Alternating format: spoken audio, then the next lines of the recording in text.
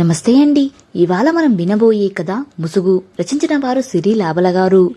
సంస్కృతి సాంప్రదాయాల పేరు చెప్పి ఇప్పటికీ కొన్ని ప్రాంతాల్లో జరుగుతున్న సంఘటనలు చూస్తే నిజంగానే ఆశ్చర్యంగా ఉంది. తరాలు మారినా మనుషులు మారినా వాళ్ళ ఆలోచనలో మార్పు రాదేమో బహుశా. చిన్నప్పటి నుంచి వినయ విధేయతలతో పెరిగి పెద్దదైన సుధా ఎన్నో మధురమైన ఊహల ఊసుల భాషలను మనసులో పెట్టుకుని ఒరిసాలో ఉన్న మేనమామ కొడుకుని పెళ్లి చేసుకుని అత్తవారింట్లో అడుగుపెట్టిన రెండో రోజు. సుధా, మన ఊరికి కొన్ని ఆచారాలు పద్ధతులు ఉన్నాయి. ఈ రోజు నుంచి వాటిని నువ్వు కూడా ఆచరించాల్సి ఉంటుంది. ఇంట్లో నుంచి బయటకు వెళ్ళాలి అంటే ఖచ్చితంగా ముసుగు వేసుకునే వెళ్ళాలి. ముసుగు వేసుకోవాలా? ఎందుకత్తయ్యా? వేసుకోకపోతే ఏమవుతుంది? నేను ఏం చెప్పానో అలా ఉండాలి. ఎందుకు ఏమిటి అనే ప్రశ్నలు ఇక ముందు వేయకు, అర్థమైందా? వంట పూర్తి అయ్యాక ఇంట్లో ఉన్న వాళ్ళందరికీ భోజనాలు పెట్టి అందరి భోజనాలు అయ్యాక నీవు భోజనం చేయాలి. అసలే మీ మామయ్య గారికి కోపం ఎక్కువ, అతనికి కోపం రాకుండా చూసుకో అంటూ గద్దిస్తూ చెప్పింది మీనాక్షమ్మ. అలాగే అత్తయ్య అంటూ కళ్ళలో సుడులు తిరుగుతున్న కన్నీళ్లను కనబడనీయకుండా దాచుకుంటూ తన గదిలోకి వెళ్లిపోయింది సుధా. వదినా వదినా, ఏం చేస్తున్నావు? అమ్మ మనిద్దరినీ బావికి వెళ్లి నీళ్లు తీసుకురమ్మంది. పద అంటూ 2 బిందెలు తీసుకువచ్చింది మరదలు నీరజ. సరే పద అంటూ అడుగు వెయ్యబోతున్న సుధని ఆపి, ఇలా బయటకు వెళ్లకూడదు, ఉండు వదినా అంటూ తలపై నుంచి చీర కొంగు మొహం కనబడినీయకుండా కిందకు లాగింది నీరజ. భగవంతుడా, అసలు ఏమీ కనిపించదు కదా, ఎలా అడుగులు వెయ్యాలి అని మనసులోనే అనుకుంటూ 2 అడుగులు వెయ్యగానే కాలికి రాయి తగిలి రక్తం కారింది. అమ్మా అంటూ గట్టిగా అరిచింది సుధా. మరేం కాదులే వదినా, పద, ఇవన్నీ మామూలే, నాకు ఇలా ఎన్నో తగిలాయి, పద, ఆలస్యమైతే అమ్మ తిడుతుంది అంటూ నీరజ పిలిచేసరికి సుధా బలవంతంగా అడుగులు వేయసాగింది. అడుగులు వేస్తున్న కొద్దీ ఏదో దుర్వాసన. ఏమిటా అని ముసుగు నుంచే పరిగించి చూసింది సుధా. ఏముంది, నడిచే ద్రోవకి ఇరువైపులా మలమూత్రాలతో నిండి కంపుగొడుతుంది. వంట్లో కలుపుతున్నా ఎలాగో నీరజ వెంట బావి దగ్గరకు వెళ్ళింది సుధా. ఏమిటే నీరజ, మీ వదినను నీళ్ల కోసం తీసుకువచ్చావా అంటూ ఓ నలుగురు ఆడంగులు కలిసి అడిగారు. మరో 2 ఆడవాళ్లు స్నానం చేస్తున్నారు. ఆ పక్కనే మరో 3 మగవాళ్లు స్నానం చేస్తున్నారు. ఆడవాళ్లు మగవాళ్లు శరీర భాగాలన్నీ తడిబట్టల్లో కనిపిస్తున్నాయి. అక్కడ పరిస్థితి చూసి సుధా ఆలోచనలో పడింది. అసలు వీళ్లంతా మనుషులేనా? ఆడవాళ్లు బయటకు వచ్చేటప్పుడు ఎవరూ చూడకూడదనేగా మొహాలకు ముసుగులు వేసేది. తీరా ఇక్కడ ఇలా అందరూ ఒకే చోట స్నానాలు చేయడం అసలు ఇదేమి ఆచారం? చుట్టూ ఉన్న చెత్తను శుభ్రం చేయాల్సింది పోయి వాటిని చూడకుండా ఉండేందుకు కాబోలు అలా మొహాలకు ముసుగులు వేసేసుకుంటున్నారు. ఆడవాళ్లు ఆరు బయట మల విసర్జన చేయడానికి వెళ్తే రాని సిగ్గు మొహం మీద ముసుగు వేసుకోకుండా తిరిగితే సిగ్గుగా అనిపిస్తుందా? అసలు నేను పెరిగిన వాతావరణానికి ఇక్కడికి ఎంత తేడా ఉంది? ఇలా అయితే మానసిక ప్రశాంతతతో పాటు ఆరోగ్యం కూడా కొద్ది రోజుల్లోనే కోల్పోవాల్సి వస్తుంది కదా. మరి ఎవరు కూడా ఆలోచించరు ఎందుకని? ఎంత బాధగా ఉన్నా అలా నెట్టుకొస్తున్నారే కాని ఎవరూ కూడా మార్పుని కోరుకోవడం లేదు. ఎందుకని? ఏమిటో అని మనసులో అనుకుంటూనే అక్కడి నుంచి నీరు పట్టుకుని నీరజతో కలిసి ఇంటికి చేరింది సుధా. ఇంటికి వెళ్లగానే ఇంటికి పక్కగా ఉన్న సందులాంటి ప్రదేశంలో నీరు పెట్టుకుని శుభ్రంగా స్నానం చేద్దామని అనుకుంటుండగానే గయ్యాలి అత్తగారు వస్తూనే, అయ్యో అయ్యో, ఆ నీరు తెచ్చింది నీ స్నానానికి అనుకున్నావా? ముందు బావి దగ్గరకు పోయి స్నానం చేసిరా అంటూ కేకలు వేయడం మొదలుపెట్టింది. అత్తగారి కేకలు విని ఏం చెయ్యాలో పాలుపోక తప్పదు అన్నట్లు నీరజను వెంట పెట్టుకుని బావి వద్దకు దారితీసి ఎలాగో స్నానం చేసి ఇంటికి వచ్చి వంట పనులు పూర్తి చేసింది సుధా. వదినా వదినా, అమ్మ రమ్మంటుంది, పద భోజనాలు వడ్డిద్దువుగాని అంటూ నీరజ సుధని పిలిచింది. ఏమిటి నీరజ, వంట చేసి అన్నీ సిద్ధం చేసి ఉంచాను కదా, నీవు వెళ్లి భోజనం పెడుతూ ఉండు, నేను ఇప్పుడే వచ్చేస్తాను అని చెప్పింది సుధా. అమ్మో, ఇంకేమైనా ఉందా? ఎవరి పనులు వాళ్లే చెయ్యాలి. నీవు కొత్త కోడలివి కదా, ఈ పనులన్నీ నీవే చెయ్యాలి, నీ చేతుల మీదుగా. అందరికీ భోజనాలు పెట్టాలి, పదవదినా వెళ్దాం. వస్తున్న కోపాన్ని దిగమింగుకొని సరే పద వస్తున్నా అంటూ వంటింట్లోకి వెళ్లి అత్తయ్య మామయ్య నీరజతో పాటు భర్తకి మరిదికి కూడా భోజనం పెట్టింది సుధా. ఎవరి మట్టుగా వాళ్లు భోజనాలు కానిచ్చి లేచి వెళ్లిపోయారు. సుధకి ఒక్కసారిగా ఏడుపు ముంచుకొచ్చింది. అదే అమ్మా నాన్న దగ్గర అయితే ఇంట్లో అందరికంటే చిన్నదానిని కావడం వలన అందరూ కలిపి గోరుముద్దలు తినిపించేవారు. మరి అలాంటిది ఇల్లు మారినంత మాత్రాన వయసు మారిపోతుందా? మాంగల్యం బరువు మెడలో పడగానే కుటుంబ బాధ్యతలు మోయగలిగే శక్తి రాత్రికి రాత్రి వచ్చేస్తుందా? అన్నయ్యకు పెళ్లి చేశాక చాలా రోజుల వరకు వదినను వంటగదికే రానిచ్చేది కాదు అమ్మ. తనకు ఇష్టమైతే చదువుకోమని, లేదంటే ఏదైనా ఉద్యోగం చేసుకోమని అమ్మ చెప్పడం నేనే స్వయంగా విన్నాను. వదిన కూడా మా ఇంటికి కోడలే కదా మరి, అమ్మ ఎందుకు మా అత్తయ్యలా ప్రవర్తించలేదు అని ఆలోచిస్తూనే ఏదో కాస్త తిని తన గదిలోకి వెళ్లి అప్పటికే గాఢ నిద్రలో ఉన్న భర్తను చూసి నిట్టూరుస్తూ నిద్రపోయింది సుధా. సుధా లే, తెల్లారింది అంటూ గావు కేకలు పెడుతున్న భర్త వంక చూస్తూ, ఇప్పుడు ఇంకా 4 గంటలు కూడా కాలేదుగా, అంత తొందర ఏమిటి, కాసేపు నిద్రపోనివ్వండి ప్లీజ్ అంటూ భర్తను బ్రతిమాలింది సుధా. నీ ఇష్టం, అమ్మ ఇక్కడకు వచ్చి నిన్ను నిద్రపోతున్నట్టు చూస్తే గొడవ చేస్తుంది, తరువాత చెప్పలేదు అనుకులే, అనవసరంగా గొడవ అవసరమా? అసలు ఏమిటండి ఈ ఆచారాలు వ్యవహారాలు, నాకు అర్థం కావడం లేదు. ఉదయం నుంచి ఎంత నరకయాతన అనుభవించానో మీకు ఎలా తెలుస్తుంది? నా గురించి పట్టించుకోనప్పుడు నన్ను ఎందుకు పెళ్లి చేసుకోవాలి? చదువుకున్న మీకు కూడా అర్థం కావడం లేదా?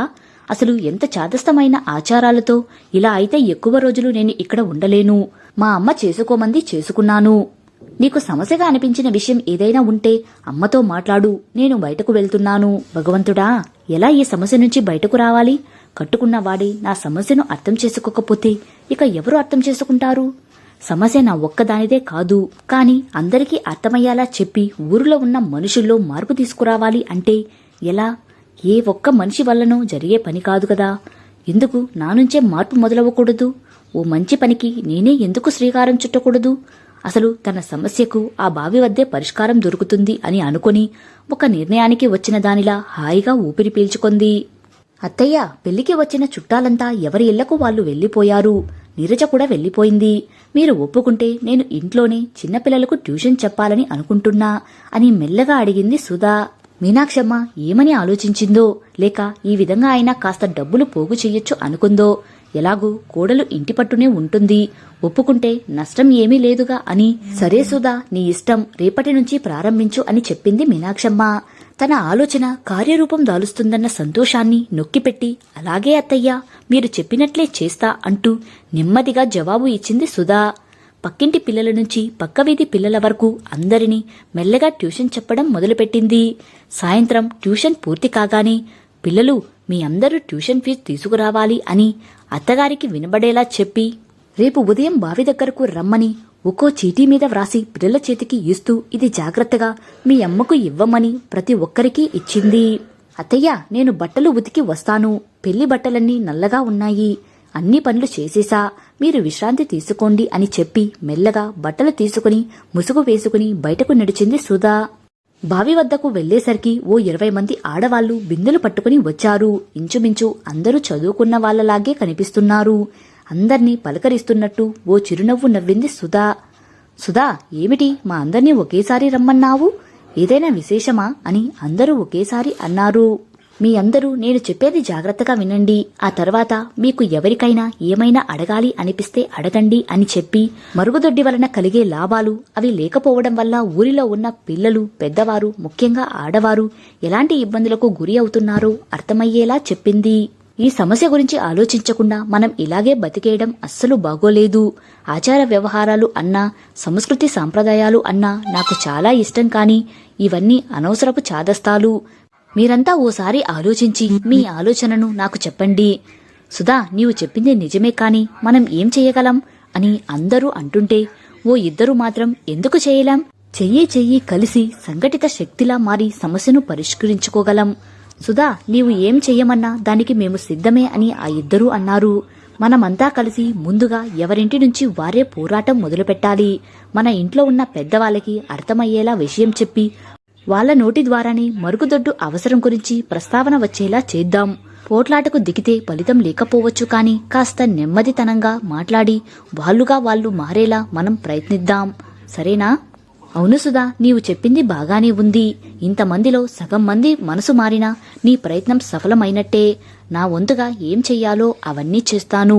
మన ఊరి స్కూల్ టీచర్స్ ని కూడా ఇందులో భాగస్వాములను చేస్తే మన పని ఇంకా సులువు అవుతుంది. అవును రాదా, మన ఇంట్లో మనం చెప్పిన మాట కంటే పరాయి వాళ్ళు చెప్పే మాటలే మన పెద్దవాళ్లకు అర్థమవుతాయి. మన స్కూల్లో ఓ 2 లేడీ టీచర్స్ ఉన్నారు. వాళ్లది కూడా మన వయసే. వాళ్ల ఆలోచనలు కూడా మనతో కలిస్తే మనకున్న ముసుగు సమస్యతో పాటు మరుగుదొడ్డి సమస్యకు కూడా పరిష్కారం దొరుకుతుంది. నేను చెప్పింది గుర్తుంది కదా? మళ్లీ రేపు ఇక్కడే కలుద్దాం. అంతవరకు మనం ఒకరికి ఒకరు కలిసి ఇలా మాట్లాడినట్టు ఎవరికీ చెప్పకండి. ఇక పదండి, ఆలస్యమైతే మన పోరాటం ఆదిలోనే ఆగిపోయే ప్రమాదముంది అంటూ గబగబా ఆ బట్టలన్నీ ఒట్టి నీటిలోనే తడిపేసి ఇంటికి వెళ్ళిపోయింది సుధా. 10 రోజులు గడిచేసరికి ఆ ఊరిలో ఉన్న ఒక్కో కొత్త కోడలి ముసుగు తొలగిపోతుంటే చూసి సుధా చాలా సంతోషించింది. నా ముసుగు తొలగే రోజు ఎప్పుడు వస్తుందో? జంతువులకే ఆలోచన శక్తి ఉంది, మరి మనుషులకు ఉండదా?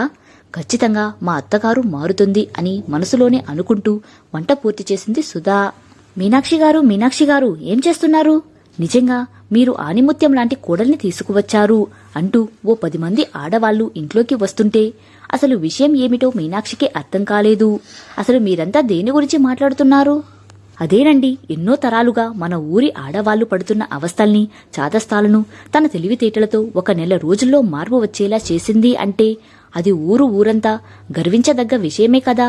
అందుకే మేమంతా కలిసి మిమ్మల్ని అభినందించడానికి వచ్చాం అని అన్నారు అక్కడకు వచ్చిన ఆడవాళ్లు. మీనాక్షి ఆలోచనల నుంచి తేరుకొని తన చాదస్తాన్ని లోలోనే తిట్టుకుంటూ, అమ్మా సుధా, ఓసారి ఇలా రా తల్లి. అత్తయ్య పిలుపులోని మార్పు వినిపించగానే తన ఆలోచనలకి ఫలితం దక్కినట్టు ఉంది అని లోలోనే సంతోషిస్తూ ముసుగు కాస్త మొహానికి కప్పుకొని అత్తగారి ఎదుట నిలిచింది సుధా. అమ్మా సుధా, ఇన్నాళ్లు నేను ఓ కోడలిగా పడ్డ ఇబ్బందుల్ని నీ మీద రుద్ది ఓ రకమైన మానసిక సంతోషాన్ని పొందడానికి ప్రయత్నించానే కాని ఆ రోజు నేను పడే బాధే నీవు పడుతున్నావు అని ఆలోచించలేకపోయాను తల్లి. అసలు చదువుకున్న నేను కూడా అలా ఆలోచించటం నిజంగా నా మూర్ఖత్వం. పోనీలే తల్లి, నా కోడలి వల్ల ఇంతటి మంచి పని జరిగింది అని అందరూ అనుకుంటూ ఉంటే నాకు చాలా గర్వంగా ఉంది. ఏది ఏమైనా విచక్షణారహితంగా ప్రవర్తించిన నన్ను క్షమించు అంటూ సుధత తలపై ముసుగుని తొలగించింది. సుధా నుదుటిపై ముద్దు పెట్టి కళ్ళల్లో వచ్చిన నీటిని తుడుచుకుంది మీనాక్షమ్మ. కథ సమాప్తం. ఈ కథపై మీ అభిప్రాయాన్ని కమెంట్ రూపంలో తెలియచేయండి. మరో మంచి కథతో మళ్ళీ కలుద్దాం. Thank you.